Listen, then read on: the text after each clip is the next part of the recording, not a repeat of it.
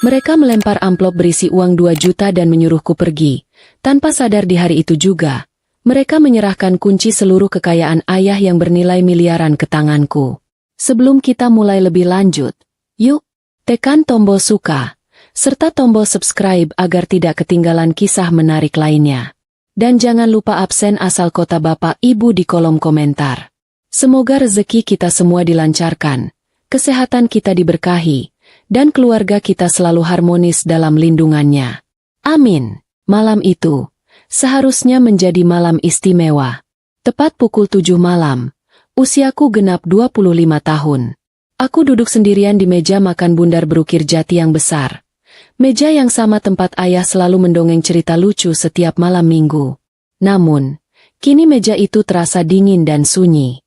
Rumah megah bergaya kolonial di kawasan Darmo, Surabaya ini, yang di luarnya tampak mewah dan hangat, di dalamnya terasa seperti peti es.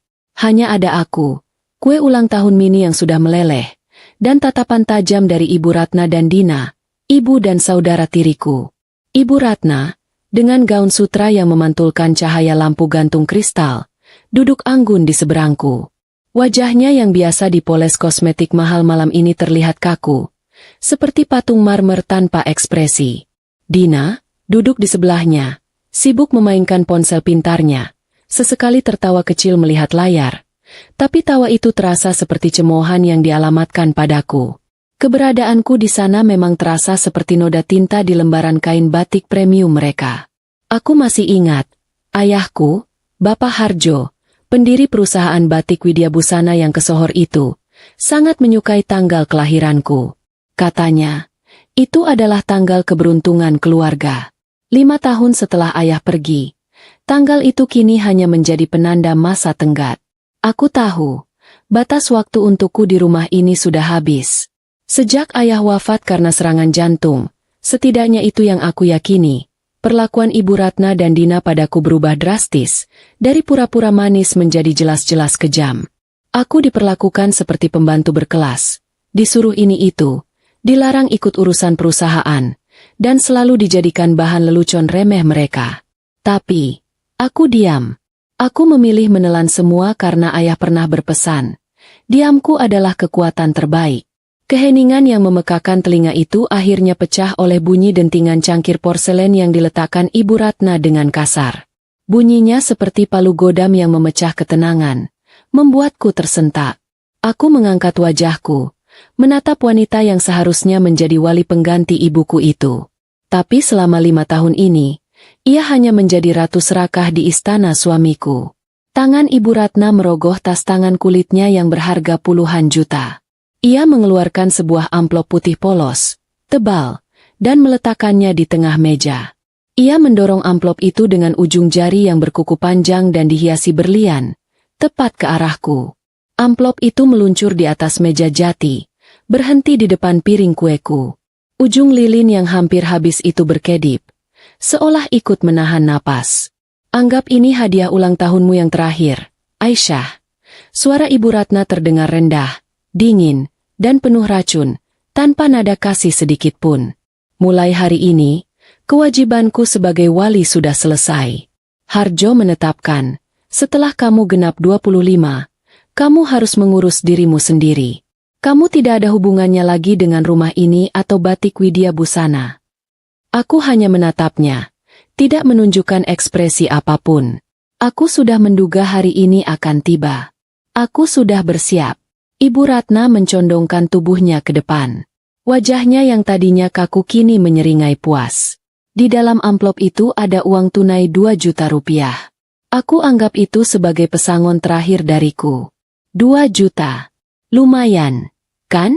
Cukup untuk menyewa kamar kos petak di pinggiran kota sana. Jauh dari sini. Anggap ini uang bekalmu untuk hidup mandiri. Hatiku tidak sakit. 5 tahun terakhir telah membuat hatiku sekeras beton. 2 juta rupiah. Jumlah yang sangat menghina bagi mereka yang setiap akhir pekan menghabiskan belasan juta hanya untuk belanja tas atau makan malam di restoran paling mahal di Tunjungan Plaza. Mereka melemparkan uang itu seolah aku adalah pengemis yang baru saja lulus sekolah. Harusnya kamu bersyukur, Aisyah. Seharusnya kamu sudah diusir sejak ayahmu meninggal. Tapi mama ini baik hati, memberi kamu tempat tinggal dan makan gratis selama 5 tahun. Timpal Dina, akhirnya meletakkan ponselnya. Tawa kecilnya tadi kini berubah menjadi senyum mengejek yang membuatku muak. 2 juta sudah bagus. Jangan berharap banyak-banyak. Kamu itu cuma anak tiri yang tidak berguna bagi perusahaan. Mereka berdua menunggu. Mereka menunggu aku menangis. Mereka menunggu aku memohon, menjerit, atau setidaknya marah. Mereka ingin melihat keputusasaanku, agar mereka bisa merasakan kemenangan yang total. Aku menarik napas dalam-dalam, mengumpulkan setiap helai ketenangan yang aku miliki. Tidak, aku tidak akan memberi mereka kepuasan itu. Aku mengulurkan tanganku perlahan, mengambil amplop putih itu. Aku merasakan tebalnya lembaran uang di dalamnya. 2 juta. Aku buka sedikit ujungnya, mengintip sekilas, lalu aku tersenyum tipis. Senyum itu bukan senyum terima kasih, melainkan senyum penuh arti yang membuat Ibu Ratna dan Dina saling berpandangan dengan kening berkerut. Reaksiku yang terlalu tenang justru membuat mereka bingung. Terima kasih, Bu, kataku dengan suara yang stabil, jauh lebih tenang dari yang kukira. Aku terima uangnya. Aku akan menggunakannya dengan baik. Aku menutup kembali amplop itu dan meletakkannya di sisi kanan piringku. 2 juta itu, aku berjanji pada diriku, akan menjadi simbol. Simbol awal dari kehancuran mereka. Dina berdeham. Bagus. Kalau sudah mengerti, sekarang ambil barangmu dan pergi. Sebelum satpam yang mengantarmu keluar. Aku tidak beranjak. Aku membungkuk sedikit. Mengambil tas kerja lusuh yang kusembunyikan di bawah kakiku sejak tadi. Itu tas usang milik ayah, yang dulu selalu ayah bawa saat ayah mengajariku cara menghitung laba dan rugi perusahaan di akhir pekan. Dari dalam tas itu, aku mengeluarkan sebuah map coklat muda yang tebal. Map itu terlihat sangat resmi, dengan stempel dari sebuah kantor hukum ternama di Jakarta. Aku meletakkan map itu di meja, mendorongnya pelan ke arah Ibu Ratna. Tepat di tempat ia tadi melemparkan amplop 2 juta itu. Suara gesekan map dengan permukaan meja marmer terdengar nyaring di ruangan yang sunyi itu. Ibu Ratna menatap map itu dengan curiga. Apa ini? Surat permohonan ampunan? Tidak usah buang-buang waktu, Aisyah. Bukan, Bu, kataku. Kini tatapanku tidak lagi tunduk. Aku menatap lurus ke matanya. Sorot mataku kini tajam. Penuh keyakinan yang tak pernah mereka lihat. Aku juga punya hadiah spesial untuk Ibu dan Dina. Hadiah perpisahan, sekaligus hadiah ulang tahunku yang ke-25. Aku menunjuk map itu dengan daguku. Silakan buka, Bu. Baca baik-baik. Ini semua asli, sah secara hukum, dan ayah sudah merencanakannya jauh sebelum ayah sakit. Ibu Ratna, yang selalu dipenuhi kesombongan, meraih map itu dengan gerakan malas dan angkuh. Ia yakin isinya hanyalah omong kosong. Ia membuka sampulnya, dan lembar pertama yang mencolok dengan kop surat resmi itu langsung menarik perhatiannya. Awalnya, senyum sinis masih tersungging di bibirnya.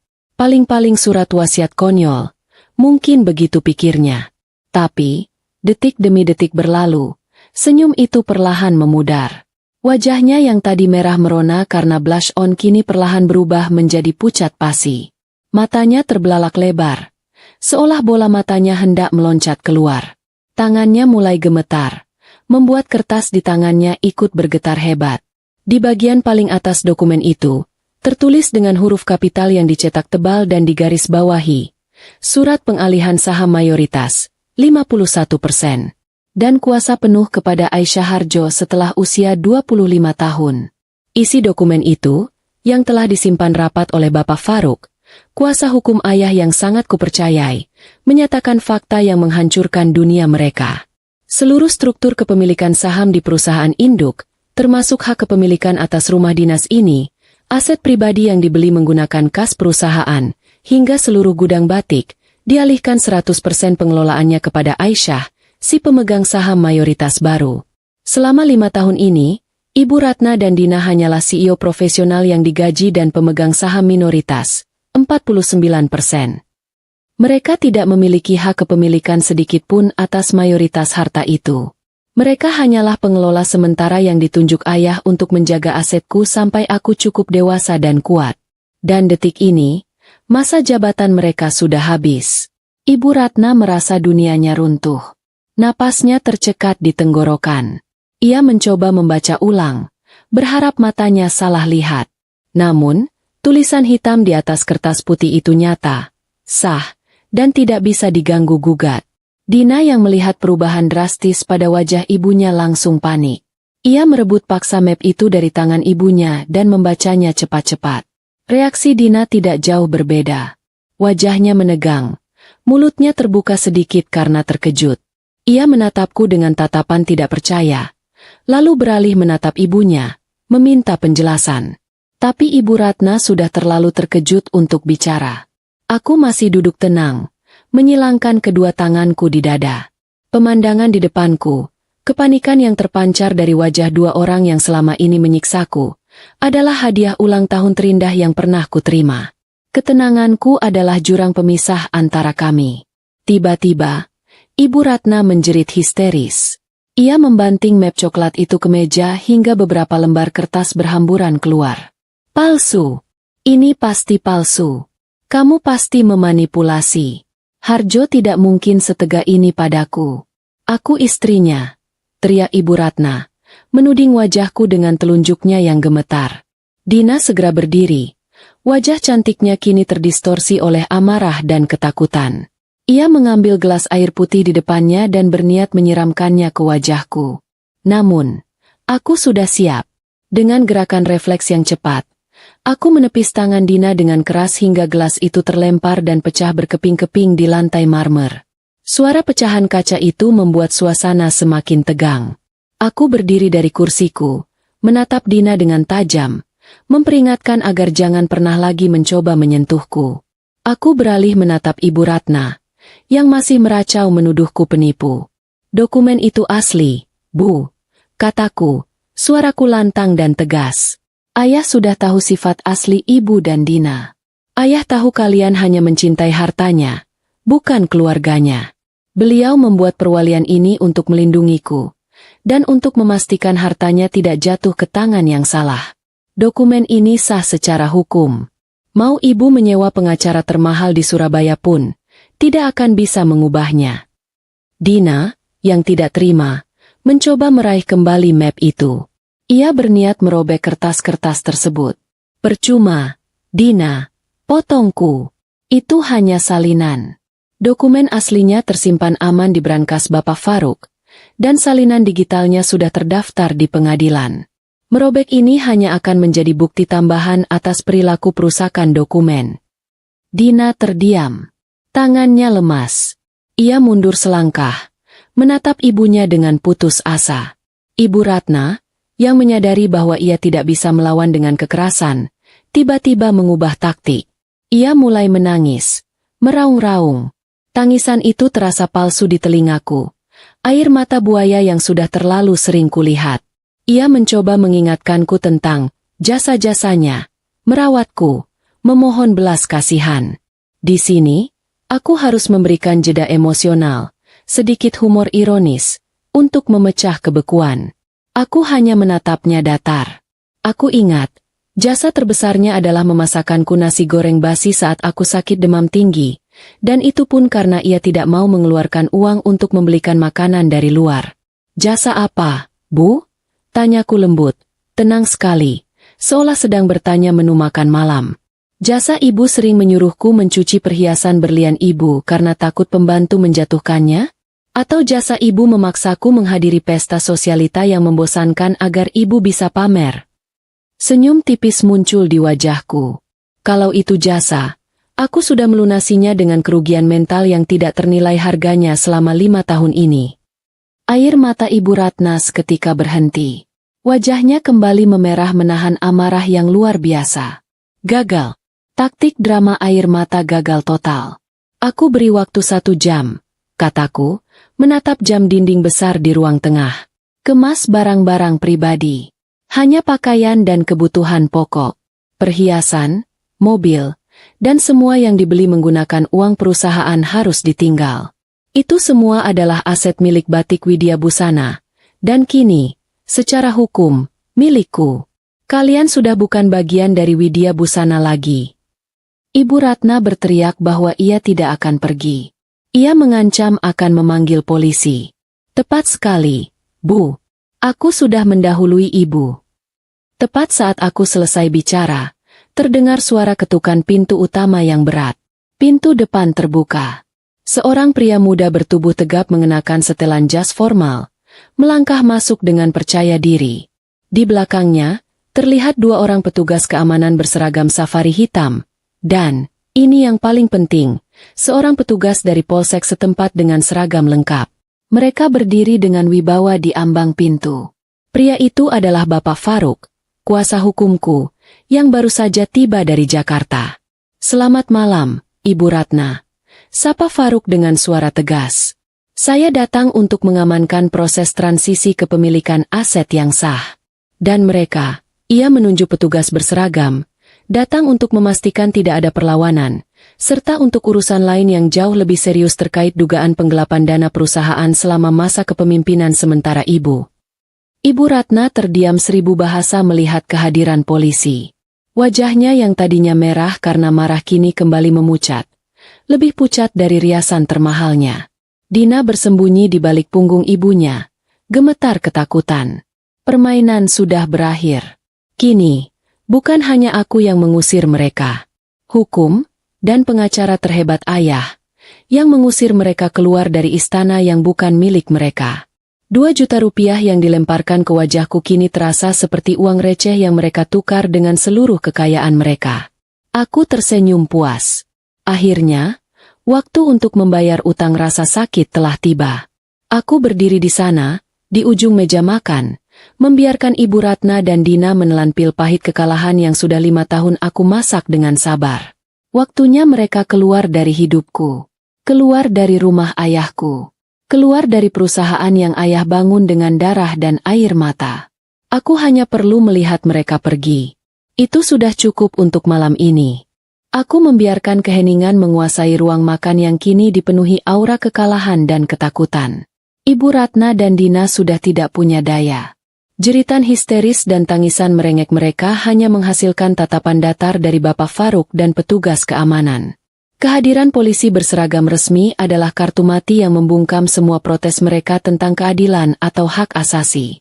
Bagi mereka, aku bukan lagi Aisyah yang penurut, melainkan ancaman legal yang didukung penuh oleh hukum. Bapak Faruk melangkah maju dengan gerakan profesional.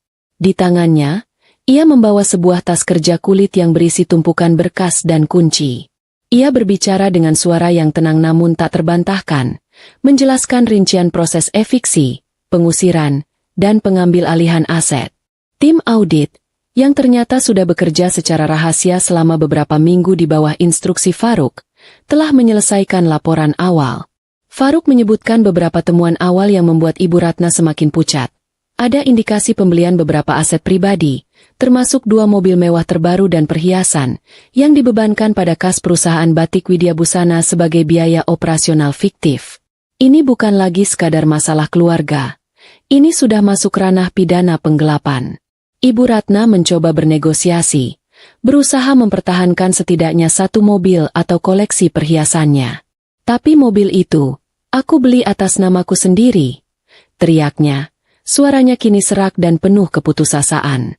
Faruk hanya menggeleng sopan. Maaf, Bu. Data kami menunjukkan pembayaran dilakukan melalui rekening perusahaan dengan persetujuan Ibu sebagai CEO. Secara hukum, itu adalah aset perusahaan yang dikelola, bukan milik pribadi. Semua harus disita untuk ditinjau lebih lanjut. Mendengar itu, Dina merengek keras, memegangi lengan ibunya. Ia tahu, koleksi tas tangan bermerek edisi terbatas yang dibelinya dengan kartu kredit perusahaan juga akan lenyap. Aku memandang pemandangan itu tanpa rasa kasihan sedikit pun. 5 tahun penindasan yang mereka berikan padaku kini berbalik arah. Keadilan memang punya cara yang sangat ironis untuk bekerja. Ayah tahu betul kelemahan mereka adalah pada keserakahan dan gaya hidup hedonis. Dengan memutus akses ke sumber uang, Ayah memastikan mereka tidak akan pernah bisa bertahan lama. Aku menghela napas panjang, bukan karena sedih, melainkan karena beban yang selama ini menimpaku akhirnya terasa terlepas. 1 jam, ulangku, kini suaraku lebih keras dan mendominasi. Aku menatap jam dinding. 1 jam untuk berkemas. Setelah itu, kalian harus meninggalkan area ini. Polisi akan mengawasi barang-barang yang kalian bawa. Hanya pakaian dan barang-barang yang dapat dibuktikan dibeli dengan uang pribadi yang sah. Ibu Ratna dan Dina akhirnya menyerah. Mereka lari menaiki tangga dengan langkah tergesa-gesa dan panik. Suara benturan pintu dan barang-barang yang dibanting terdengar dari lantai atas, menandakan kekacauan total di kamar tidur utama. Bapak Faruk menoleh padaku, senyum tipis tersungging di bibirnya. Kerja bagus, Aisyah. Kamu melakukannya dengan tenang. Aku hanya mengangguk. Ketenangan ini adalah hasil latihan bertahun-tahun menahan diri.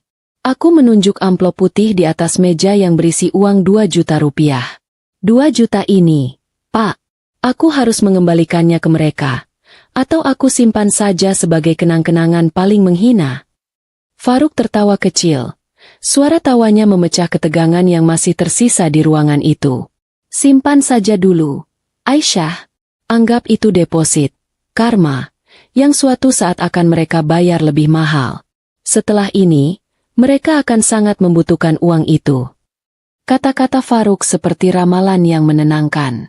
1 jam terasa berjalan cepat bagi mereka yang sedang dilanda kepanikan. Tepat ketika jam menunjukkan batas waktu, suara langkah kaki tergesa-gesa terdengar menuruni tangga. Ibu Ratna dan Dina muncul di ujung tangga marmer, menyeret koper-koper besar yang terlihat sangat berat, meski hanya berisi pakaian. Penampilan mereka sudah tidak karuan. Wajah Ibu Ratna luntur, dan Dina terlihat seperti habis menangis keras. Mereka berjalan gontai, melewati petugas keamanan yang kini berdiri tegak di ruang tamu.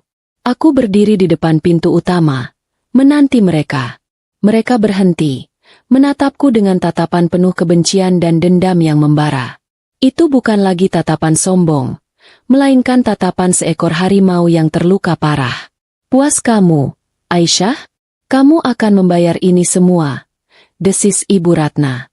Aku hanya membalasnya dengan tatapan lurus. Aku hanya menegakkan keadilan ayah, Bu. Kalian yang memilih jalan ini. Mereka menyeret koper mereka menuju garasi. Ibu Ratna menuju ke sedan mewahnya, simbol status sosialnya. Ia menekan tombol kunci di tangannya, berharap mendengar bunyi bip yang familiar. Tapi mobil itu diam, mati total. Ia panik, menekan tombol berkali-kali. Dina ikut merengek. Mereka butuh kendaraan untuk pergi dari kawasan elit ini. Bapak Faruk, yang mengikuti kami ke garasi, tersenyum sopan. Mobil itu, Bu, sudah kami lumpuhkan dari jarak jauh. Itu terdaftar sebagai aset perusahaan. Kuncinya sudah tidak berfungsi. Faruk menjelaskan bahwa tim IT sudah mereset sistem keamanan mobil tersebut. Harapan terakhir mereka untuk pergi dengan sedikit harga diri kini hancur. Mereka harus berjalan kaki. Faruk menyarankan mereka menuju pos keamanan depan di mana taksi atau ojek daring mungkin mangkal. Pemandangan itu sungguh ironis. Ibu Ratna, yang seumur hidupnya tak pernah menyentuh aspal jalanan tanpa karpet mobil mewah, kini harus menyeret koper-koper beratnya keluar dari kompleks perumahan elit itu, disaksikan oleh beberapa tetangga yang diam-diam menonton dari balik pagar. Aku melihat punggung mereka menghilang di balik gerbang besi. Suara roda koper yang beradu dengan paving blok jalanan terdengar keras, seperti melodi kematian bagi era kekuasaan mereka. Setelah gerbang otomatis itu tertutup, aku kembali masuk ke dalam rumah. Rumah ini terasa luas, sunyi, dan untuk pertama kalinya, benar-benar milikku. Bau ketakutan dan kepalsuan yang selama ini menyesakkan kini perlahan hilang, berganti dengan aroma kebebasan. Bapak Faruk mulai memberikan instruksi kepada tim keamanan dan polisi yang bertugas. Aku mengajaknya kembali ke ruang makan, yang kini terasa seperti tempat eksekusi yang baru saja dibersihkan. Lalu, langkah selanjutnya apa, Pak? Tanyaku. Faruk merapikan berkasnya. Tatapannya serius. Langkah selanjutnya adalah membersihkan perusahaan secara total. Kita harus melanjutkan audit untuk menemukan semua jejak penggelapan yang mereka lakukan. Laporan awal menunjukkan kerugian perusahaan cukup signifikan. Tapi yang lebih penting, Aisyah, kita harus bersiap untuk perang media sosial. Faruk menjelaskan bahwa orang-orang seperti Ibu Ratna dan Dina tidak akan menyerah begitu saja. Mereka akan menggunakan senjata terakhir mereka, opini publik dan drama air mata. Mereka akan membalikan fakta, menuduhku sebagai anak durhaka, dan menggunakan simpati masyarakat untuk menyerangku. Kita harus bersiap. Media sosial adalah pedang bermata dua di era ini. Aku menatap Faruk. Bibirku melengkung membentuk senyum penuh tekad. Aku siap, Pak. Aku sudah hidup dalam drama mereka selama 5 tahun. Sekarang, giliran aku yang menentukan naskahnya. Aku tahu, efiksi fisik dari rumah ini hanyalah babak pertama. Perang yang sesungguhnya, perang reputasi, hukum, dan kebenaran, baru akan dimulai besok. Aku meraih amplop 2 juta rupiah di meja itu, menggenggamnya erat. Uang ini bukan lagi simbol penghinaan, melainkan simbol perlawanan. Aku tidak sabar untuk melihat langkah konyol apa lagi yang akan mereka ambil. Biar saja mereka mulai. Aku sudah punya semua kartu as di tanganku. Malam ini, aku tidur nyenyak di rumahku sendiri. Besok, aku akan mulai membersihkan kekotoran di perusahaan ayah. Keesokan paginya, aku terbangun dengan perasaan yang sangat ringan, seolah beban bertonton telah diangkat dari bahuku. Sinar matahari pagi di Surabaya terasa lebih hangat. Bukan lagi sinar yang sinis menembus jendela kamar. Aku menatap keluar. Kebun belakang yang rimbun terlihat begitu damai. Ini adalah rumahku, dan untuk pertama kalinya, aku merasa benar-benar bebas di dalamnya. Namun, kebebasan itu harus dibayar dengan kerja keras. Aku segera berkumpul dengan Bapak Faruk di ruang kerja ayah. Faruk sudah membawa tim auditor dan beberapa staf ahli dari kantornya di Jakarta. Suasana di rumah yang tadinya sunyi kini dipenuhi suara keyboard berdetak, diskusi serius, dan berkas-berkas yang dipindai. Kami sedang melakukan pembersihan total di dalam perusahaan Batik Widya Busana. Tim audit bekerja cepat dan efisien. Mereka menelusuri setiap transaksi yang dilakukan Ibu Ratna dan Dina selama 5 tahun terakhir. Ternyata, Ibu Ratna tidak hanya melakukan penggelapan kecil-kecilan. Ia telah membangun sebuah sistem rumit untuk memeras kas perusahaan.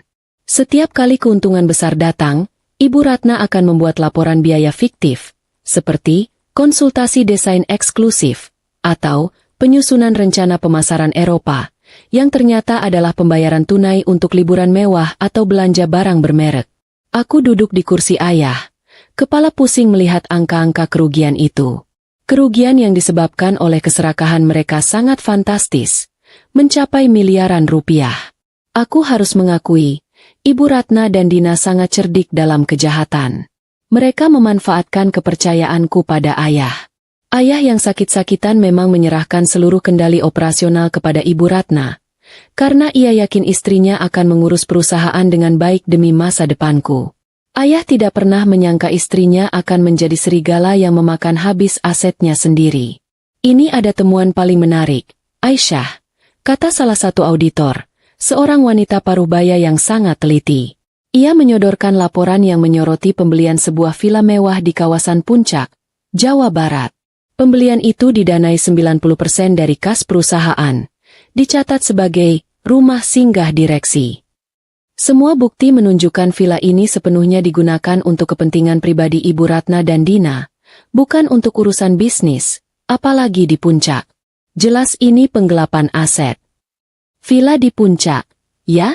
Aku tidak tahu Batik kita punya cabang sampai di sana. Gumamku, tersenyum kecil. Mungkin Ibu Ratna ingin membuat motif batik salju, atau Dina mau mempromosikan kain kita ke para petani teh. Faruk tertawa pelan. Mengangguk. Itu pasti motif, batik rupa-rupa. Karena isinya hanya untuk kesenangan pribadi. Setidaknya, semua aset ini bisa kita tarik kembali.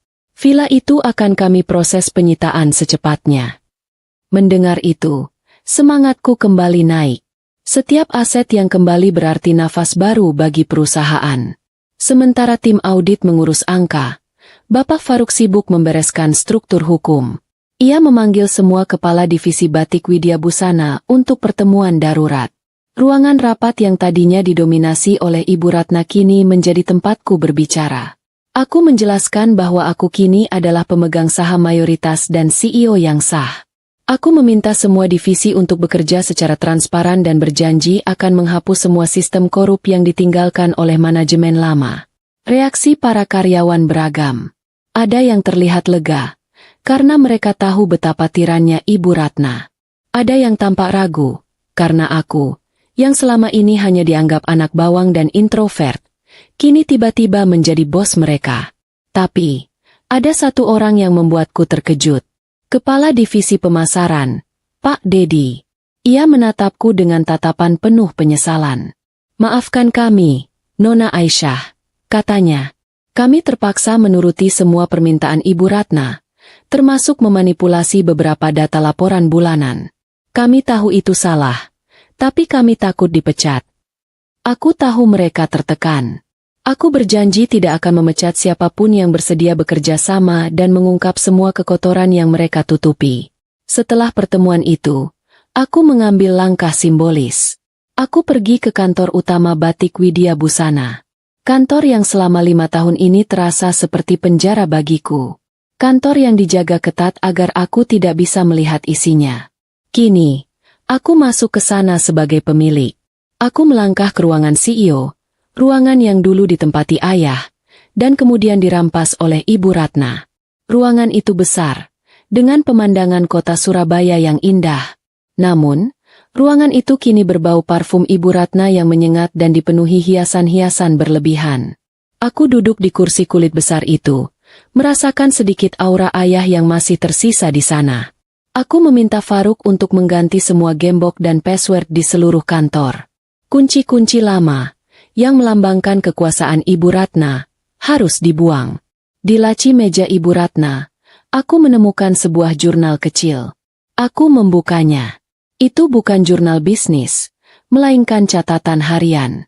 Isinya penuh dengan cibiran dan keluhan tentang betapa bodohnya aku, betapa lambatnya aku, dan betapa mereka berharap aku segera pergi dari kehidupan mereka.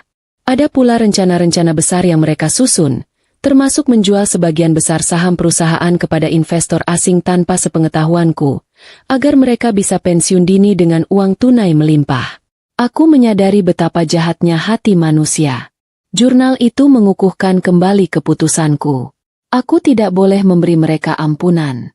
Apa yang mereka tanamkan padaku adalah kebencian, dan aku akan membalasnya dengan keadilan yang setimpal. Malam itu, saat semua berkas penting telah diamankan dan kantor sudah berganti kunci, Bapak Faruk mengajakku makan malam di luar. "Aisyah, kamu sudah sangat kuat. Ayahmu pasti bangga. Sekarang, persiapkan dirimu. Piring sudah pecah, dan drama akan segera dimulai," katanya. Aku tersenyum. Yakin. Aku sudah menyiapkan mental sejak lama. Aku adalah pemegang saham mayoritas Batik Widya Busana. Aku bukan lagi anak bawang. Biarkan saja Ibu Ratna dan Dina mencoba langkah konyol mereka yang berikutnya. Aku akan menunggu dengan sabar. Besok, aku tahu pasti, berita tentang pengusiran mereka akan menyebar. Dan di zaman ini, berita buruk tidak butuh waktu lama untuk sampai ke tangan mereka yang sedang kelaparan di kontrakan. Aku hanya perlu menunggu serangan pertama mereka. Aku sudah siap. Kabar kejatuhan Ibu Ratna dan Dina menyebar sangat cepat. Jauh lebih cepat dari yang aku duga. Berita pengusiran itu menjadi gosip paling hangat di kalangan sosialitas Surabaya. Namun, kabar tersebut sampai ke telinga mereka yang baru saja terusir dengan versi yang sudah dimiringkan. Mereka kini mendekam di sebuah kontrakan sempit di kawasan padat. Udara di sana pengap dan lembab. Sangat kontras dengan kamar berpendingin udara yang baru saja mereka tinggalkan. Aku tahu mereka tidak akan diam. Mereka tidak punya kemampuan untuk memulai bisnis baru, dan mereka terlalu sombong untuk mencari pekerjaan biasa. Satu-satunya aset yang mereka miliki saat ini adalah wajah cantik Dina dan kemampuan akting Ibu Ratna yang luar biasa. Dan senjata mereka adalah opini publik. Dina Dengan sisa-sisa koneksi internet dan ponsel pintar mahal yang ia selamatkan, mulai menyusun rencana. Ia tahu bahwa di era ini, drama keluarga yang viral bisa menghancurkan reputasi secepat kilat. Ia mengatur pencahayaan di kontrakan agar tampak remang-remang dan menyedihkan. Ia sengaja tidak menyisir rambutnya dan membiarkan matanya terlihat bengkak. Pemandangan itu adalah modal yang sempurna untuk konten mengemis simpati. Di dalam video berdurasi 3 menit yang ia unggah ke berbagai platform media sosial, Dina berakting dengan sangat meyakinkan. Air mata palsunya menetes tepat pada waktunya. Ia menceritakan kisah yang diputarbalikkan 180 derajat. Kami adalah korban. Aku dan ibuku diusir tengah malam oleh Aisyah. Dia adalah saudara tiri yang selama ini terlihat alim, tapi hatinya iblis. Suara Dina terdengar lirih, namun penuh tekanan emosional yang dramatis. Aisyah memanipulasi surat wasiat ayah kami. Dia tidak menyisakan kami uang sepeser pun. Kami dipaksa keluar dari rumah peninggalan ayah hanya karena keserakahan Aisyah.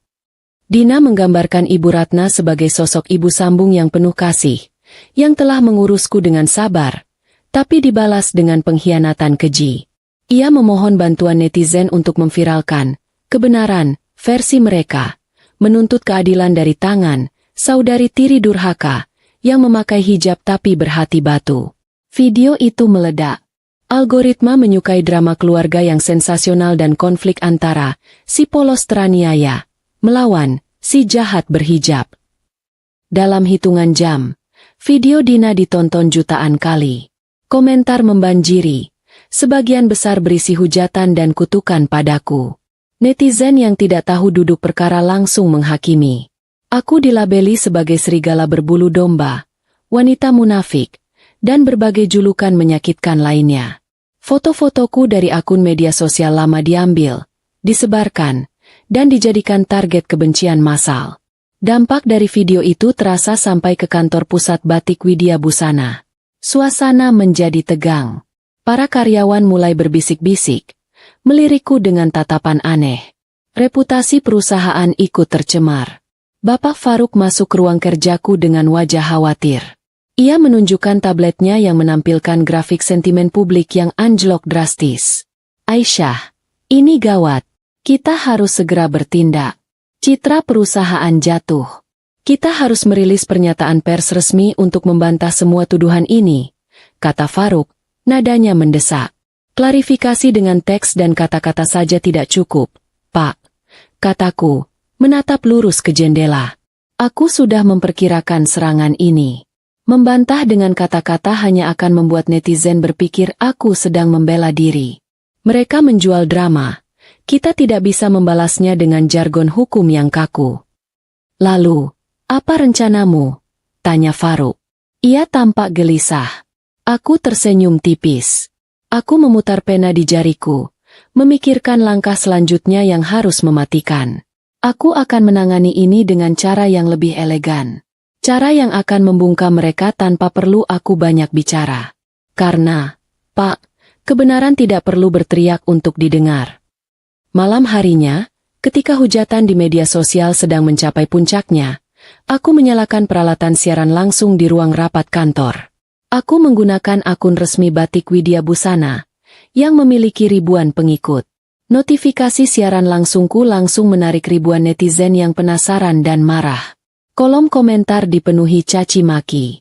Aku muncul di layar dengan penampilan yang rapi, tenang, dan berwibawa. Aku tidak terlihat tertekan sama sekali. Aku tidak menyapa, tidak meminta maaf, dan tidak marah. Aku hanya menatap lensa kamera dan mengucapkan satu kalimat pendek. Silakan nilai sendiri, mana yang korban, dan mana yang aktris. Setelah kalimat itu, aku menyingkir dari layar. Aku mengganti tampilan siaran langsung itu dengan sebuah rekaman video. Itu adalah rekaman CCTV ruang makan dari sudut pandang atas yang sangat jelas. Video itu memutar kembali kejadian di malam ulang tahunku secara utuh, lengkap dengan suara audio yang jernih. Seluruh dunia bisa melihat detik demi detik. Mereka bisa melihat Ibu Ratna dengan sombongnya melemparkan amplop 2 juta rupiah ke wajahku. Mereka bisa mendengar suara Ibu Ratna yang menghina dan mengusirku dengan kata-kata kejam, menyuruhku mengurus diriku sendiri. Mereka juga melihat Dina yang tertawa mengejek. Sama sekali tidak terlihat seperti korban yang menderita. Rekaman itu kemudian menunjukkan momen ketika aku menyerahkan map coklat muda dengan sopan dan melihat reaksi panik serta serakah Ibu Ratna dan Dina setelah membaca isinya. Dampak video itu sungguh instan dan luar biasa. Kolom komentar yang tadinya bergerak cepat dengan hujatan tiba-tiba berhenti. Netizen terdiam sejenak karena terkejut. Kemudian, arus komentar berubah arah 180 derajat. Hujatan padaku lenyap, digantikan oleh permintaan maaf massal dan rasa malu dari netizen yang menyadari telah salah menilai. Kemarahan publik kini berbalik menyerang Ibu Ratna dan Dina. Komentar-komentar baru bermunculan. Ternyata ibunya yang jahat. Dina cuma akting, kata salah satu komentar. Gila, dilempar uang 2 juta masih bisa setenang itu. Timpal yang lain. Aku membiarkan video itu berputar sekali lagi. Aku ingin memastikan semua orang paham konteks sebenarnya. Setelah itu, aku menutup sesi siaran langsung dengan sebuah tulisan singkat di layar hitam. Fitnah bisa berlari cepat, tapi kebenaran akan selalu menunggunya di garis finish. Di kontrakan sempit, Dina membanting ponselnya ke lantai hingga layar retak. Ia menjerit frustrasi membaca komentar-komentar yang kini menyerangnya habis-habisan. Rencananya untuk menghancurkanku justru menjadi bumerang yang menghancurkan sisa-sisa reputasi yang ia miliki. Aku telah memenangkan perang ini tanpa perlu mengotori tanganku dengan kata-kata kotor. Aku hanya perlu menayangkan kebenaran. Kemenanganku di ranah media sosial tidak berarti perang sudah usai. Itu hanya berarti aku memenangkan pertempuran opini publik. Sementara netizen sibuk mencaci maki Ibu Ratna dan Dina, aku bersama Bapak Faruk harus bergerak cepat di ranah hukum untuk membersihkan kerusakan yang ditimbulkan oleh manajemen lama. Bapak Faruk, yang melihat ketenanganku dalam menghadapi badai, semakin yakin akan kemampuanku memimpin perusahaan. Aisyah, serangan balik mereka adalah kebodohan yang menguntungkan kita, ujar Faruk di ruang kerjaku. Video siaran langsung itu tidak hanya membungkam netizen, tapi juga memberikan landasan moral bagi dewan direksi dan investor untuk memihakmu sepenuhnya. Mereka tahu, kita berjuang untuk kebenaran, bukan hanya harta. Faruk menjelaskan bahwa timnya telah mengumpulkan semua bukti penggelapan dana. Bukti-bukti itu sangat kuat. Mulai dari pembelian villa di puncak yang dialihkan atas nama yayasan fiktif, hingga manipulasi laporan keuangan untuk menutupi kerugian akibat gaya hidup mewah Ibu Ratna dan Dina. Kami memutuskan untuk tidak menunda waktu. Kami harus segera menyajikan bukti-bukti ini ke ranah publik dan hukum secara resmi, sebagai tindak lanjut atas pengambil alihan aset. Pada sore harinya, Bapak Faruk mengadakan konferensi pers di kantor Batik Widya Busana. Faruk, dengan postur tubuh yang tegak dan suara yang meyakinkan, menyajikan data-data audit kepada para wartawan dari berbagai media di Surabaya. Ia tidak hanya membantah tuduhan Dina, tetapi juga menyerang balik dengan fakta-fakta yang jauh lebih serius. Kami tidak hanya bicara tentang pengusiran, tegas Faruk, menunjuk layar proyektor yang menampilkan tabel kerugian. Kami bicara tentang kerugian perusahaan hingga miliaran rupiah akibat dugaan penyelewengan dana. Selama masa kepemimpinan Ibu Ratna, dana perusahaan digunakan untuk kepentingan pribadi, termasuk pembelian aset mewah yang tidak ada hubungannya dengan bisnis batik. Faruk kemudian memproyeksikan salinan legal dari akta kepemilikan sahamku, menunjukkan bahwa aku adalah pemegang saham mayoritas yang sah, bukan penipu seperti yang dituduhkan. Ia juga menyajikan surat tuntutan perdata yang telah kami layangkan kepada Ibu Ratna dan Dina, menuntut pengembalian semua aset perusahaan yang telah mereka salahgunakan. Langkah ini sangat penting, mengubah fokus publik dari drama keluarga menjadi kasus pidana dan perdata yang melibatkan integritas perusahaan. Aisyah, beliau di sini, kata Faruk, mengundangnya maju. Aku berdiri di depan para wartawan, mengambil mikrofon dengan tangan yang sedikit bergetar, meskipun aku sudah berlatih menenangkan diri. Ini adalah penampilan publik pertamaku sebagai CEO. Ayahku, Bapak Harjo, membangun Batik Widya Busana dengan kejujuran. Aku berdiri di sini bukan untuk balas dendam pribadi, melainkan untuk mengembalikan nilai-nilai integritas itu, kataku. Kami akan membersihkan semua kekotoran, dan memastikan setiap rupiah kembali digunakan untuk mengembangkan warisan budaya yang diwariskan ayah. Aku menekankan bahwa tindakan hukum ini adalah langkah profesional yang harus diambil untuk menyelamatkan ratusan nasib karyawan yang bergantung pada perusahaan. Aku tidak menyinggung masalah emosi atau kekejaman mereka. Aku hanya fokus pada fakta dan angka. Strategi ini berhasil. Wartawan dan publik mulai melihatku sebagai pemimpin muda yang berintegritas, bukan sekadar anak tiri yang dendam. Sementara itu, di kontrakan sempit, kehidupan Ibu Ratna dan Dina berubah drastis menjadi neraka. Uang tunai mereka menipis. Harapan mereka satu-satunya adalah menjual barang-barang mewah yang mereka bawa. Mereka mencoba menjual perhiasan dan beberapa tas bermerek di toko barang bekas mewah di Tunjungan Plaza. Mereka memasuki toko itu dengan sisa-sisa kesombongan, berharap mendapatkan sambutan hangat seperti dulu. Namun, pemilik toko menyambut mereka dengan tatapan dingin. Aku butuh sedikit ironi untuk menunjukkan kekalahan mereka. Ibu Ratna meletakkan tas-tas itu di meja kaca, menyebutkan harga jual yang tinggi. Pemilik toko memeriksanya dengan teliti. Setelah beberapa menit yang menegangkan, pemilik toko itu mendorong tas-tas itu kembali ke arah Ibu Ratna. "Maaf, Bu. Kami tidak bisa menerima barang rongsokan," kata pemilik toko itu datar. "Rongsokan? Ini barang asli, dibeli di Eropa," bentak Ibu Ratna, menahan malu. Pemilik toko itu hanya tersenyum sinis. Ia menjelaskan dengan detail bahwa tas-tas itu ternyata adalah barang palsu dengan kualitas super, dibeli dari reseller yang biasa dibayar oleh Ibu Ratna untuk menghindari pajak impor.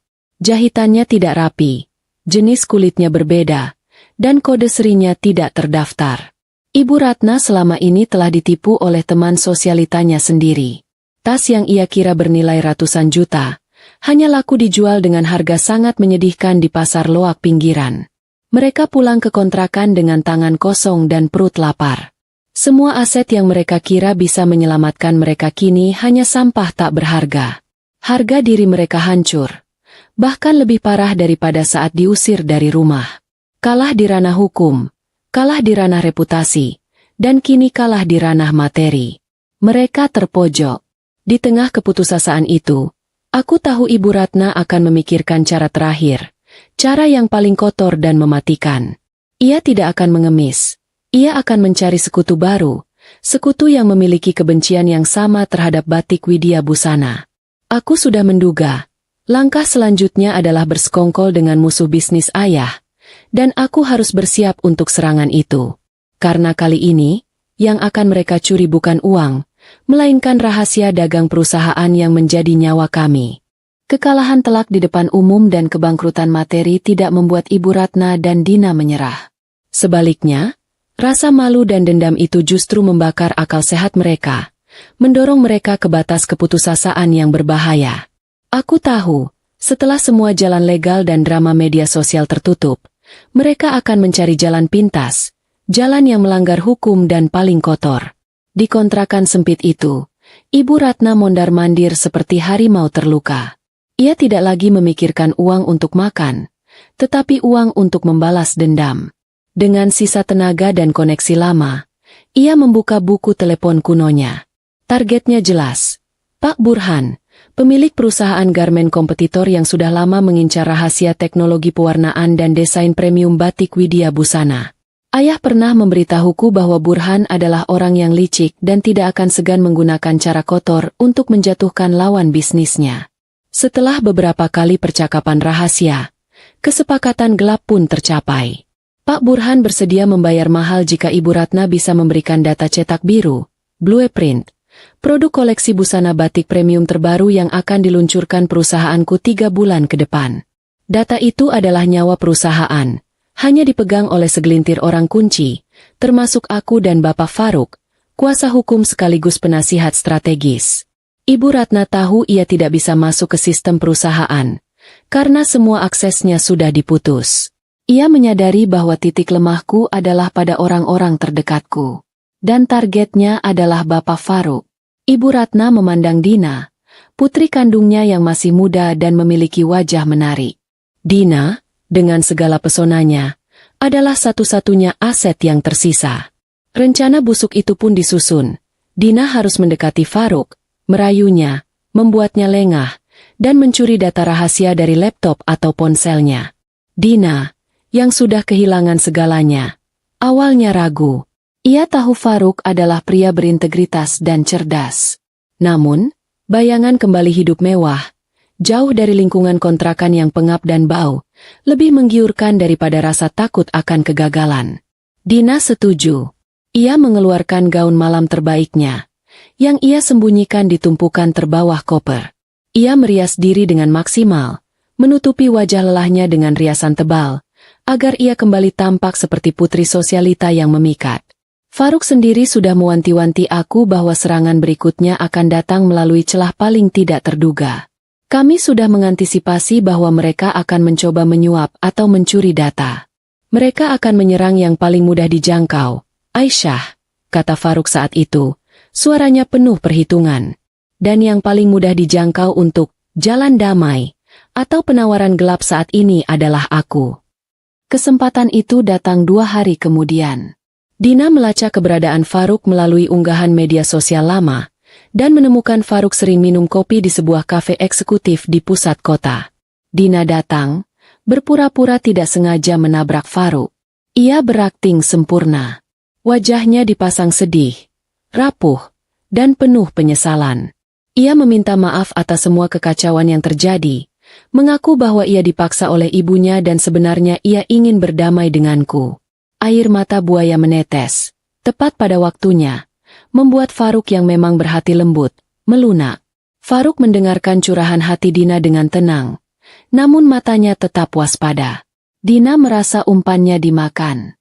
Ia memberanikan diri mengajak Faruk makan malam, sebagai tanda permintaan maaf dan terima kasih karena sudah mau mendengarkan keluh kesahnya.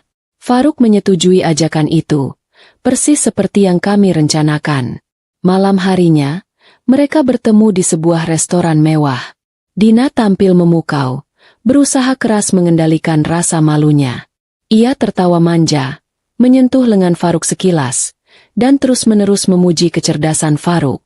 Faruk merespons dengan hangat, membuat Dina semakin yakin bahwa pria ini sudah jatuh dalam pelukannya. Di tengah obrolan, Dina mulai mengarahkan pembicaraan ke topik pekerjaan.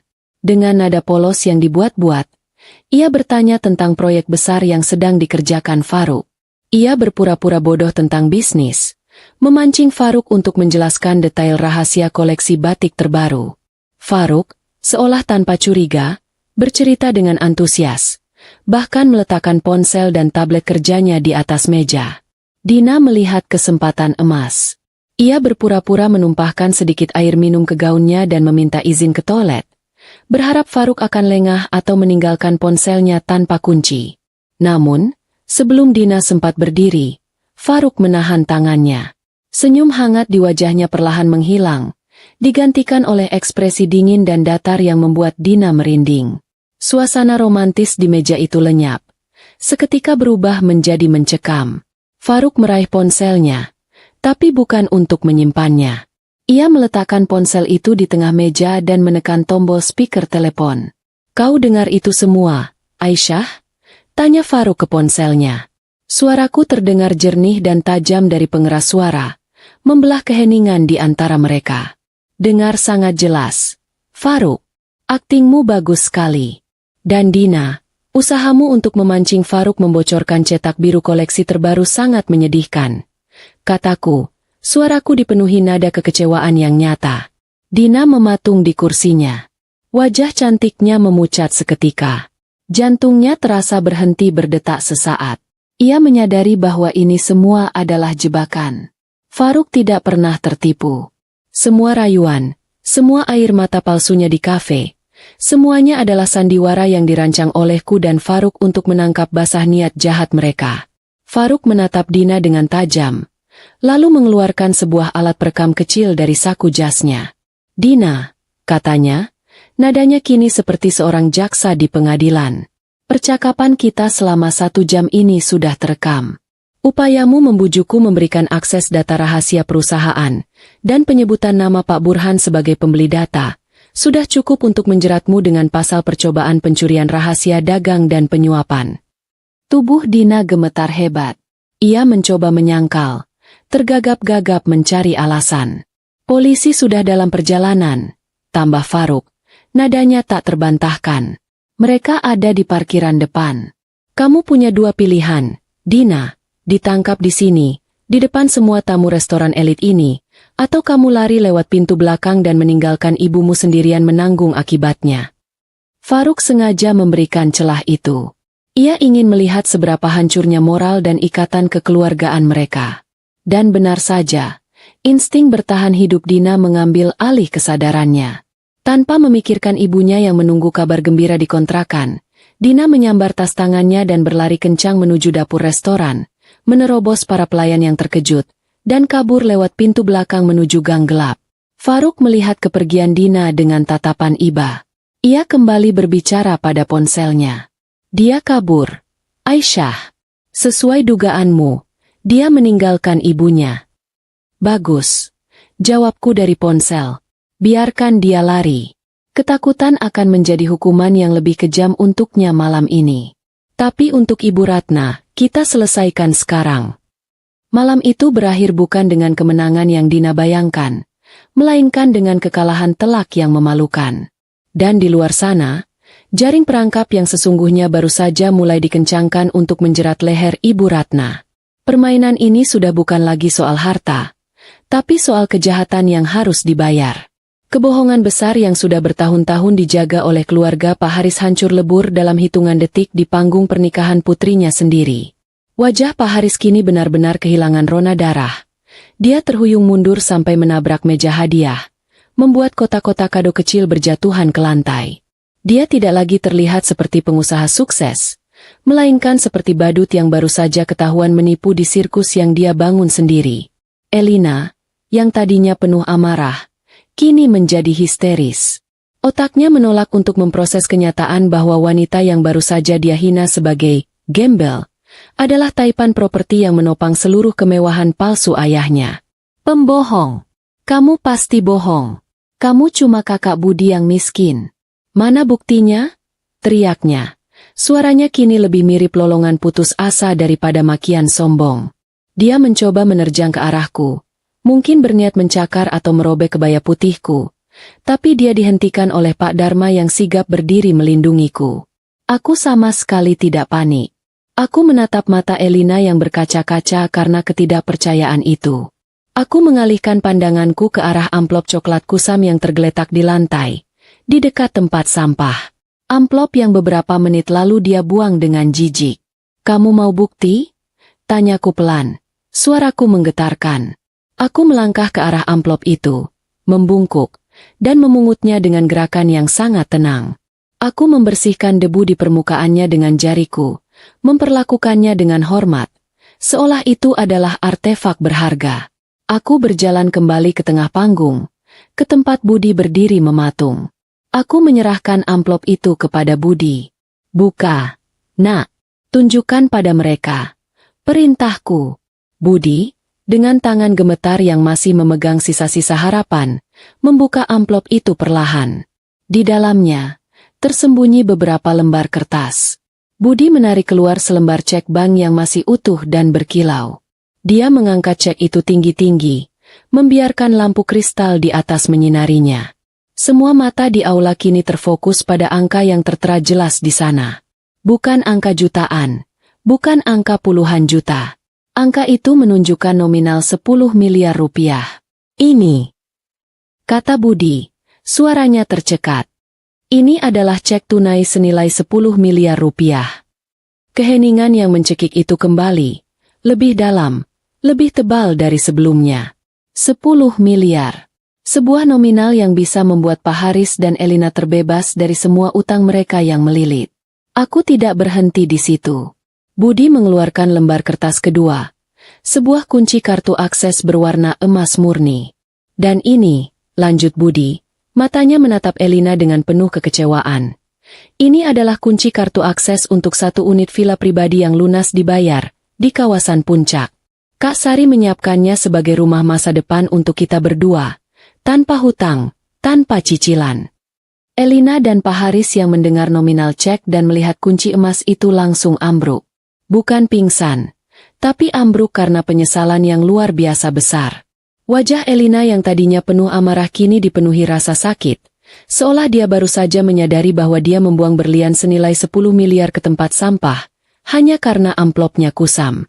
Ibu Elina, yang selama ini hanya menonton dari belakang, tiba-tiba menerobos kerumunan dan langsung bersimpuh di kakiku, mengabaikan gaun mewahnya yang kotor.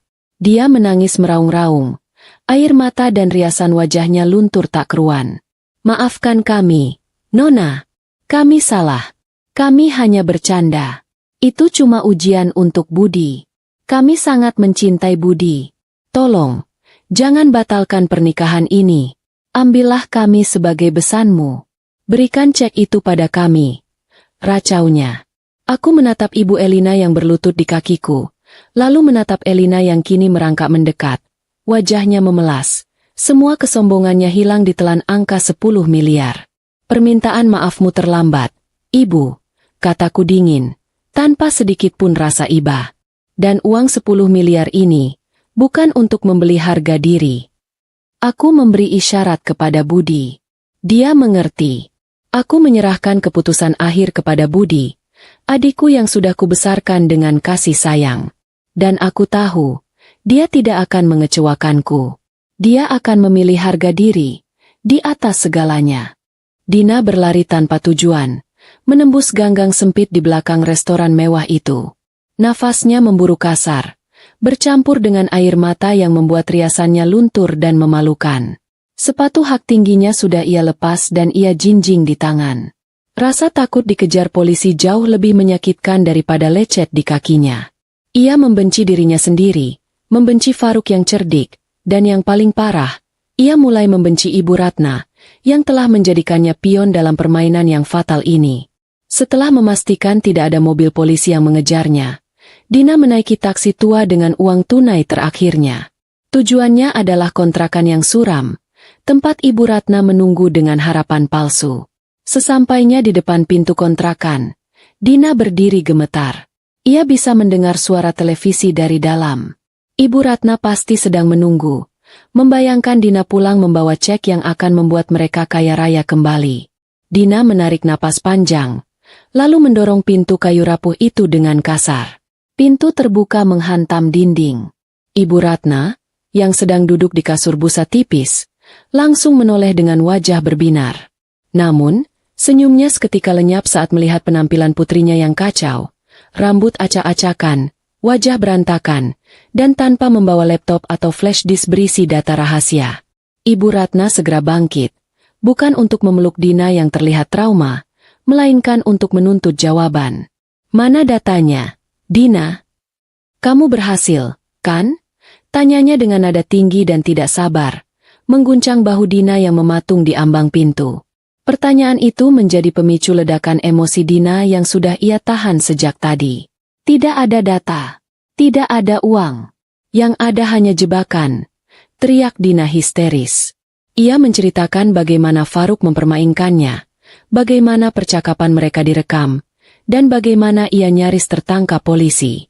Ia menumpahkan semua kekesalan dan ketakutannya. Namun, alih-alih bersimpati, wajah Ibu Ratna justru memerah karena marah. Ia menampar pipi Dina dengan keras. Suara tamparan itu menggema di ruangan sempit yang lembab. Anak tidak berguna. Bodoh. Kamu menghancurkan satu-satunya kesempatan kita untuk balas dendam, maki Ibu Ratna. Ia menuduh Dina kurang pintar merayu, kurang cantik, dan hanya bisa menyusahkan orang tua. Tamparan itu menyadarkan Dina sepenuhnya. Selama ini, ia selalu menjadi boneka yang patuh demi mendapatkan kasih sayang ibunya. Tapi malam ini, ia sadar, Ibu Ratna tidak pernah mencintainya. Ibunya hanya mencintai ambisi dan keserakahannya sendiri. Dina mulai tertawa. Tawa yang sumbang dan terdengar gila. Ia mundur beberapa langkah, menunjuk wajah ibunya dengan jari telunjuk yang gemetar. Ini semua salahmu, Bu. Kamu yang terlalu serakah. Kamu yang meremehkan Aisyah. Kamu yang membuat kita jatuh. Teriak Dina. Suaranya naik ke puncak amarah. Pertengkaran itu semakin memanas. Ibu Ratna yang tidak mau disalahkan, balik menyerang mental Dina. Ia mengungkit semua biaya yang ia keluarkan untuk membesarkan Dina, menyebut putrinya sebagai benalu. Emosi Dina memuncak hingga ke titik didih. Akal sehatnya hilang ditelan amarah.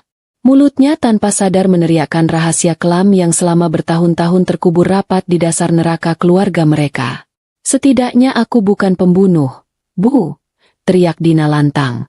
Ruangan seketika hening mencekam. Ibu Ratna terdiam, matanya melotot. Tapi Dina tidak berhenti. Ia terus mencerca.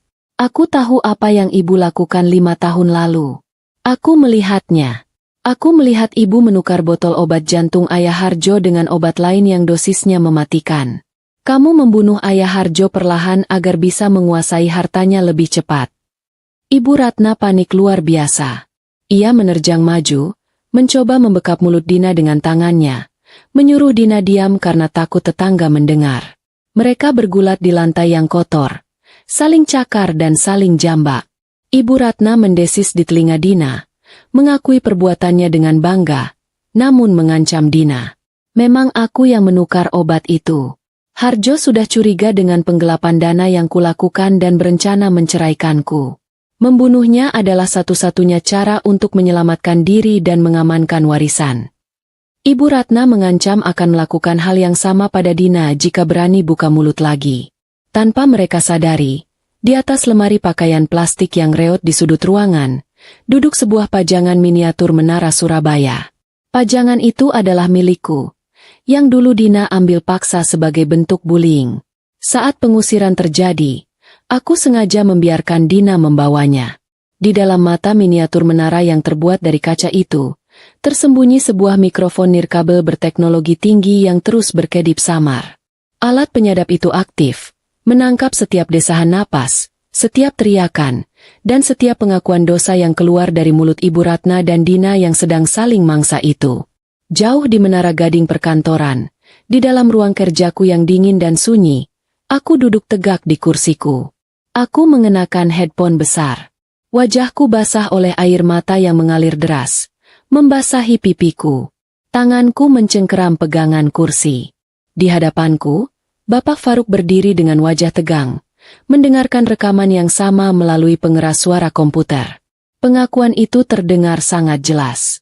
Suara Dina yang menuduh, dan suara Ibu Ratna yang membenarkan, serta menjelaskan motif pembunuhannya, demi uang dan menghindari perceraian. Itu adalah bukti yang tak terbantahkan. Bukti yang selama 5 tahun ini aku cari dalam diam. Ayahku tidak meninggal karena sakit alami. Ayahku dibunuh oleh wanita yang tidur di sebelahnya. Aku melepas headphoneku perlahan. Dadaku terasa sesak oleh rasa sakit yang luar biasa. Namun di saat yang sama ada rasa lega yang membuncah. Kepingan puzzle terakhir telah ditemukan. Aku menghapus air mataku dengan punggung tangan. Tatapanku berubah menjadi sangat dingin, setajam pisau bedah. Aku menatap Faruk dan mengangguk pelan. Faruk mengerti arti anggukan itu tanpa perlu kata-kata. Waktu untuk bermain-main sudah habis. Sekarang adalah waktunya untuk eksekusi terakhir. Darah harus dibayar dengan darah, Pak, bisikku lirih. Lebih kepada diriku sendiri. Tapi aku akan membuat mereka membayarnya dengan sisa hidup mereka di balik jeruji besi. Di luar sana, langit Jakarta tampak gelap gulita, seolah sedang bersiap menurunkan badai untuk mencuci dosa-dosa manusia yang ada di bawahnya. Setelah mendapatkan rekaman pengakuan pembunuhan itu, aku dan Bapak Faruk bekerja semalaman. Bukti rekaman diserahkan kepada pihak kepolisian, yang kemudian segera bergerak cepat mengamankan surat perintah penangkapan. Kami memutuskan bahwa penangkapan Ibu Ratna dan Dina tidak boleh dilakukan secara diam-diam. Keadilan harus ditayangkan, bukan untuk memamerkan kekuasaan, tetapi untuk mengembalikan nama baik ayah secara utuh. Kami sepakat untuk menjadikan acara peresmian pergantian kepemimpinan dan pengumuman restrukturisasi perusahaan sebagai panggung final. Keesokan harinya, Ibu Ratna menerima sebuah surat undangan resmi dari kantor hukum Faruk. Surat itu berisi undangan VIP untuk menghadiri acara peluncuran besar koleksi premium batik Widya Busana di salah satu hotel bintang 5 paling mewah di Surabaya. Di dalamnya terselip catatan tulisan tangan dari Faruk. Aisyah ingin berdamai dan membeli kebisuanmu. Datanglah malam ini. Kita bahas kompensasi dan uang tutup mulut yang pantas agar rahasia perusahaan tetap aman. Melihat surat itu, mata Ibu Ratna langsung berbinar. Ia yakin aku ketakutan setelah Dina nyaris membocorkan rahasia perusahaan ke Pak Burhan. Logika piciknya langsung muncul.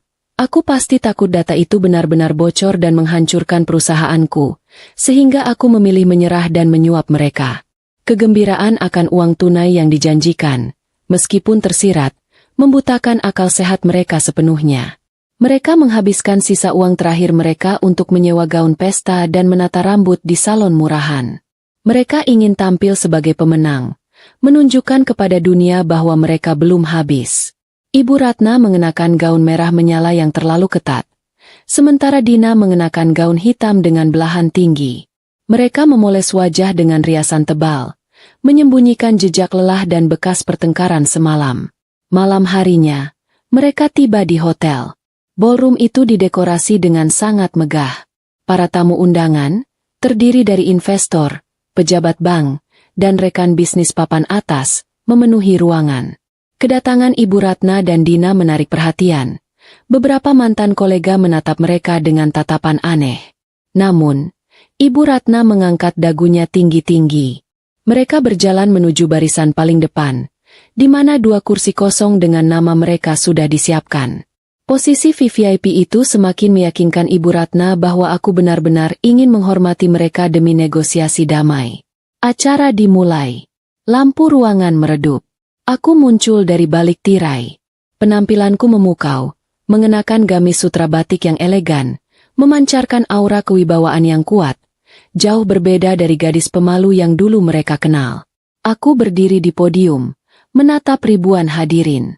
Pandanganku berhenti tepat pada Ibu Ratna dan Dina di barisan depan. Aku tersenyum tipis.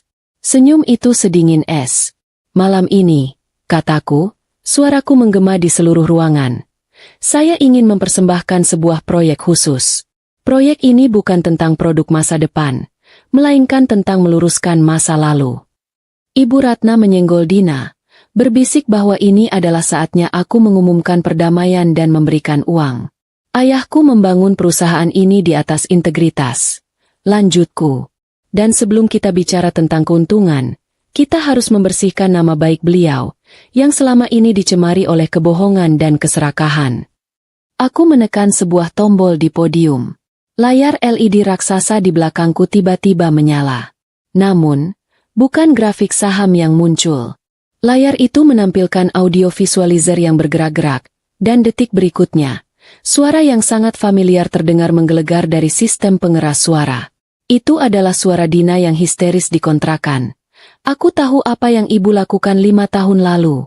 Aku melihat ibu menukar botol obat jantung Ayah Harjo dengan obat lain. Seluruh ruangan tersentak kaget. Suasana hening seketika. Semua mata tertuju pada layar, dan kemudian beralih menatap 2 wanita di barisan depan.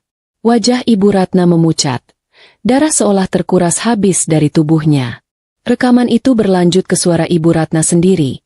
Suaranya terdengar jernih, tajam, dan kejam. Memang aku yang menukar obat itu. Harjo sudah curiga dengan penggelapan dana yang kulakukan. Membunuhnya adalah satu-satunya cara untuk menyelamatkan diri dan mengamankan warisan.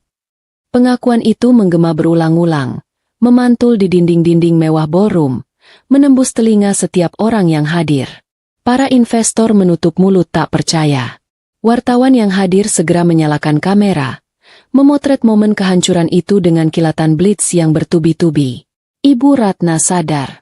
Ini bukan panggung negosiasi. Ini adalah panggung eksekusi publik. Ia telah dijebak di hadapan ratusan saksi mata paling berpengaruh di kota itu.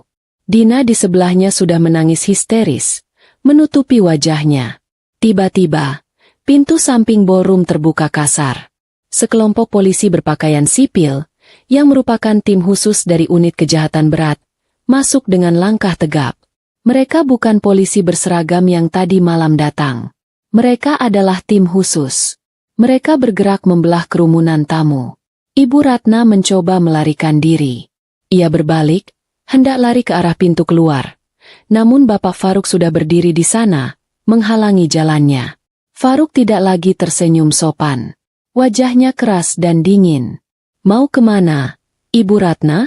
Acaranya baru saja dimulai, sindir Faruk. Polisi dengan cepat menyergap Ibu Ratna dan Dina. Tidak ada perlawanan. Tenaga mereka sudah habis disedot oleh rasa syok. Tangan Ibu Ratna, yang penuh cincin imitasi, ditarik kasar ke belakang punggungnya. Bunyi klik logam borgol yang mengunci pergelangan tangannya terdengar sangat nyaring.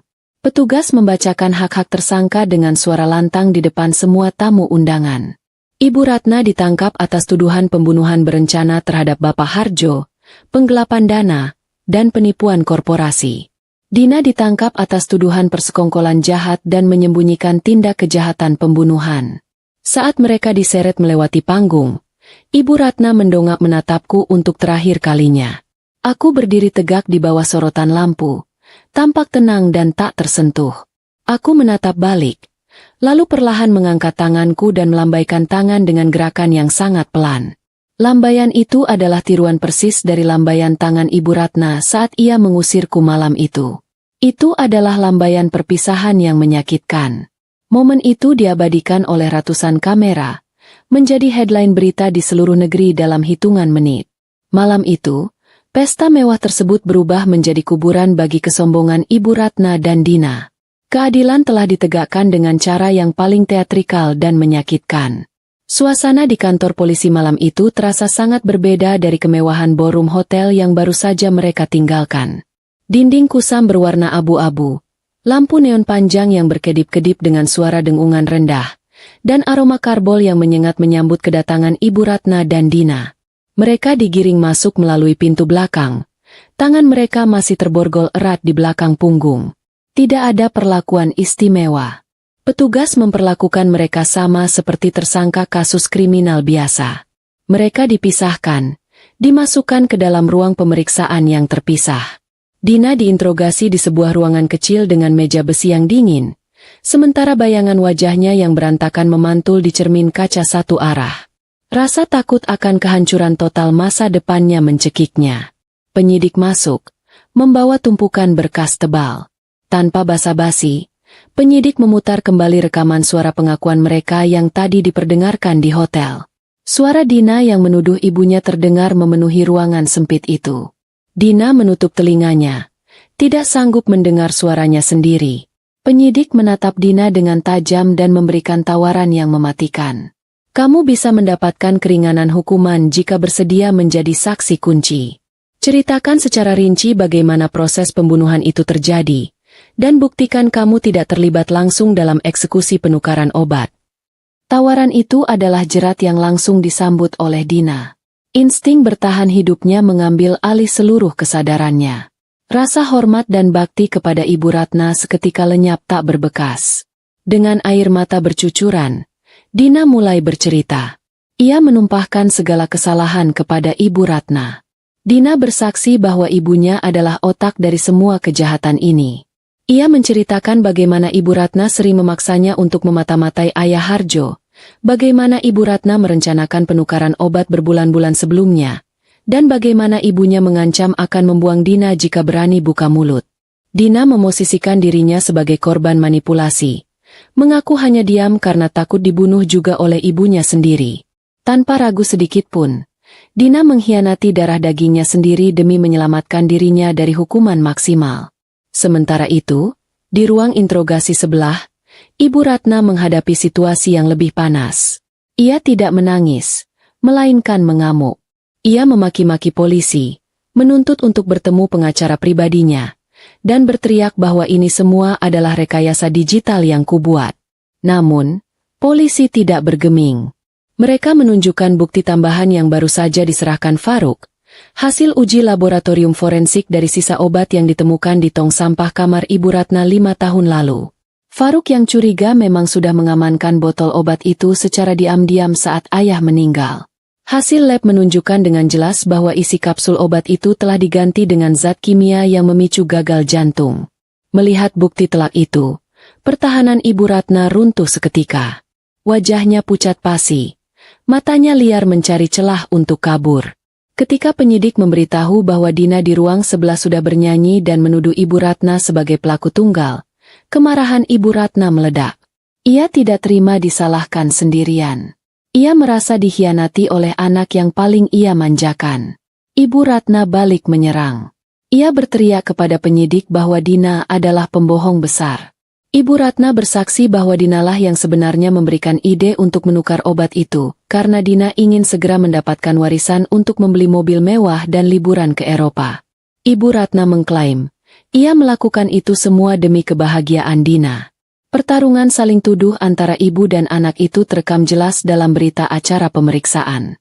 Ikatan keluarga yang selama ini mereka banggakan hancur lebur menjadi debu. Mereka saling mangsa, saling gigit, dan saling menjatuhkan demi mendapatkan simpati penyidik. Cinta ibu dan anak ternyata tidak sekuat cinta mereka pada diri sendiri. Proses pemeriksaan berlangsung hingga pagi hari. Ketika matahari terbit, status mereka resmi ditetapkan sebagai tersangka utama pembunuhan berencana dengan ancaman hukuman maksimal. Saat mereka digelandang keluar dari ruang pemeriksaan menuju sel tahanan sementara, kejadian dramatis terjadi di lorong kantor polisi. Ibu Ratna dan Dina yang berjalan dengan baju tahanan berwarna oranye, berpapasan denganku dan Faruk yang baru saja selesai memberikan keterangan tambahan. Melihatku, Ibu Ratna tiba-tiba meronta dari pegangan petugas. Ia menjatuhkan dirinya ke lantai, bersimpuh di kakiku. Ia menangis meraung-raung, membuang semua harga dirinya. Ia memanggil-manggilku dengan sebutan, "Anakku sayang," memohon ampun. Ia berjanji akan melakukan apa saja asalkan aku mau mencabut laporan. Dina yang melihat ibunya bersimpuh, ikut-ikutan menangis dan memohon, mengatakan bahwa kami adalah keluarga dan darah lebih kental daripada air. Aku berhenti melangkah. Aku menunduk, menatap wajah Ibu Ratna yang basah oleh air mata dan ingus. Tidak ada rasa iba di mataku, hanya tatapan kosong yang dingin. Aku menarik mundur kakiku, melepaskan cengkeraman tangan Ibu Ratna dari ujung pakaianku, seolah tangan itu adalah kotoran yang menjijikan. Keluarga sejati tidak akan saling membunuh demi harta.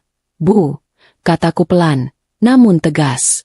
Suaraku terdengar seperti vonis hakim yang mutlak. Wanita yang membunuh ayahku bukanlah ibuku. Dia adalah monster. Proses hukum akan terus berjalan sampai tuntas. Dan aku tidak akan pernah memberikan pengampunan barang sedikit pun. Setelah mengucapkan kalimat itu, aku membetulkan letak selendangku, berbalik badan, dan berjalan pergi meninggalkan mereka. Langkahku terdengar tegas dan pasti di lantai lorong, menjauh dari masa lalu kelamku. Faruk mengikutiku. Di belakang kami, teriakan histeris Ibu Ratna dan Dina menggema di lorong, memanggil-manggil namaku dengan putus asa. Petugas polisi segera menyeret mereka berdiri dan membawa mereka masuk ke dalam sel besi yang dingin dan gelap. Pintu sel ditutup dengan suara dentuman besi yang keras, mengunci mereka dalam kesunyian dan penyesalan yang terlambat. Di dalam sel yang sempit itu, mereka hanya bisa saling menatap dengan penuh kebencian, menyadari bahwa neraka dunia baru saja dimulai bagi mereka berdua. 6 bulan telah berlalu sejak malam penangkapan yang menggemparkan itu. Musim telah berganti, dan kehidupan di luar tembok penjara bergerak maju dengan pesat. Di bawah kepemimpinanku, Batik Widya Busana berkembang pesat. Aku berhasil membersihkan semua korupsi, mengembalikan kepercayaan investor, dan membawa perusahaan ke arah yang lebih transparan. Namaku kini dikenal sebagai pemimpin muda yang tangguh dan cerdas, pewaris yang setia pada nilai-nilai ayah. Namun, di balik kesibukan itu, aku tetap menjaga satu ritual, ziarah ke makam ayah setiap Jumat, mendoakan ketenangan jiwanya yang kini telah mendapatkan keadilan. Pagi itu, aku meminta Faruk mengosongkan jadwalku. Ada satu urusan terakhir yang harus kuselesaikan sebelum aku bisa benar-benar menutup buku masa lalu ini. Dengan mengendarai mobil sederhana, aku dan Faruk meluncur menuju pinggiran kota, ke sebuah bangunan besar dengan tembok beton tinggi dan kawat berduri. Itu adalah lembaga pemasyarakatan wanita, tempat Ibu Ratna dan Dina kini menghabiskan hari-hari mereka, menunggu eksekusi vonis hakim. Proses pemeriksaan masuk ke dalam penjara sangat ketat. Udara di sana terasa lembab dan berat, berbau karbol yang menyengat, bercampur dengan aroma keputusasaan yang menguar dari setiap sudut sel. Suara teriakan narapidana dan denting kunci besi menciptakan simfoni kehidupan yang suram. Aku berjalan dengan tenang menyusuri lorong panjang, didampingi Faruk yang setia di sampingku. Langkah kakiku mantap, tidak ada keraguan sedikit pun. Di ruang kunjungan yang dibatasi oleh sekat kaca tebal dan jeruji besi, aku duduk menunggu. Beberapa menit kemudian, pintu di seberang ruangan terbuka. Dua orang wanita dengan seragam biru kusam digiring masuk oleh sipir penjara. Penampilan mereka sungguh mengejutkan. Nyaris tidak bisa kukenali lagi. Itu adalah Ibu Ratna dan Dina. Sosok mereka yang sekarang sangat jauh berbeda dengan sosialita glamor 6 bulan lalu. Ibu Ratna terlihat sangat tua. Rambutnya yang dulu selalu tertata rapi kini memutih seluruhnya, kusam, dan dipotong pendek asal-asalan. Wajahnya penuh keriput dalam, kulitnya kendur, dan tubuhnya kurus kering. Matanya yang dulu tajam dan angkuh kini cekung dan redup, memancarkan aura kekalahan yang total. Dina pun tidak kalah menyedihkan. Gadis yang dulu membanggakan kecantikannya itu kini terlihat layu. Wajahnya berjerawat parah karena stres dan air kotor. Ada bekas luka goresan di pipinya. Ia menunduk takut-takut. Tubuhnya membungkuk seolah memikul beban berat yang tak kasat mata. Mereka duduk di kursi seberang kaca, menatapku dengan tatapan yang sulit diartikan.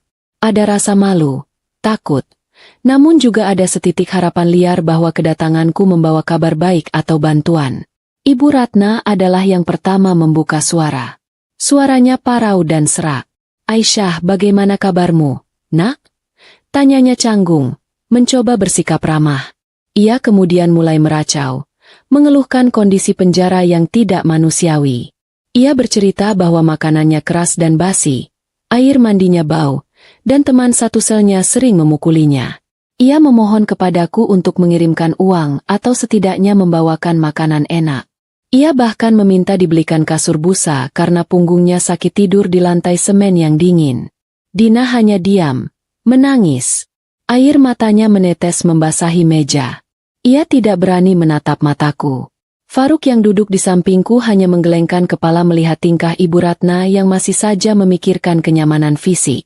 Wanita itu benar-benar tidak memiliki rasa penyesalan yang tulus di hatinya. Ia hanya menyesal karena menderita. Bukan menyesal karena telah membunuh. Aku mendengarkan semua keluhan itu tanpa memotong. Setelah Ibu Ratna selesai bicara dan terengah-engah, aku tersenyum tipis. Senyum yang sangat tenang namun menusuk. Aku tidak menjawab permintaan itu. Aku justru merogoh saku gamisku dan mengeluarkan sebuah amplop putih tebal. Mata Ibu Ratna langsung berbinar melihat amplop itu.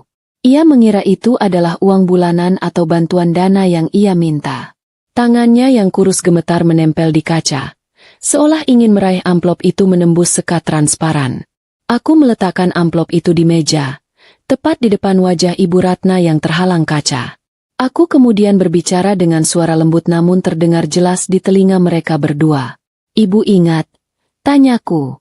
"Di hari ulang tahunku yang ke-25, Ibu melempar amplop berisi uang 2 juta rupiah ke wajahku, menyuruhku pergi."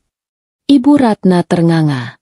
Harapannya untuk mendapatkan jutaan rupiah atau bantuan hukum musnah seketika. "Uang ini," kataku, menunjuk amplop putih itu. "Aku kembalikan utuh sekarang. Uang ini menjadi milik kalian lagi. Gunakanlah dengan bijak." Aku melanjutkan kalimatku dengan nada yang membuat Dina semakin terisak. Aku menyarankan agar mereka menggunakan uang itu untuk membeli makanan tambahan di kantin penjara, membeli sabun wangi, atau menyuap narapidana lain agar tidak memukuli mereka. Anggap saja uang ini sebagai sedekah terakhir dariku untuk mantan keluargaku yang kini hidup susah. Ucapku sebagai kalimat penutup. Nikmatilah hidup baru kalian di sini. Kalian punya waktu seumur hidup untuk merenungi perbuatan kalian. Jangan tunggu aku datang lagi, karena ini adalah kunjungan pertama dan terakhirku. Tanpa menunggu jawaban atau protes dari Ibu Ratna yang mulai histeris memukul-mukul kaca, aku berdiri. Aku merasa sangat ringan. Beban masa lalu yang selama ini kupikul akhirnya terlepas sepenuhnya. Di ruangan itu, aku telah mengembalikan hadiah yang kuterima, dan dengan itu, aku juga mengembalikan segala rasa sakit hati dan dendam. Aku kini bersih. Aku menoleh pada Faruk dan mengangguk, mengajaknya pergi. Kami berjalan keluar dari ruang kunjungan, meninggalkan Ibu Ratna yang berteriak-teriak memaki dan Dina yang menangis terseduh-seduh di balik kaca tebal. Suara mereka perlahan menghilang seiring tertutupnya pintu besi berat yang memisahkan dunia bebas dengan dunia penjara. Aku melangkah keluar dari gedung penjara menuju halaman parkir.